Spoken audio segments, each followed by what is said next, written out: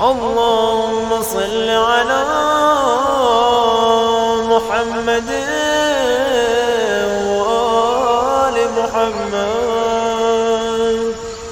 بسم الله الرحمن الرحيم. اللهم افتح لي فيه أبواب الجنان، وأغلق عني فيه أبواب النيران، ووفقني فيه لتلاوة القرآن. يا منزل السكينة في قلوب المؤمنين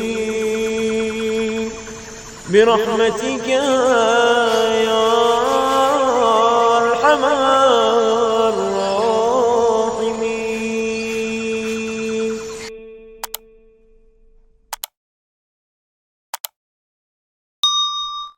الله نور السماوات والأرض. अल्लाह आसमानों और ज़मीन का नूर है।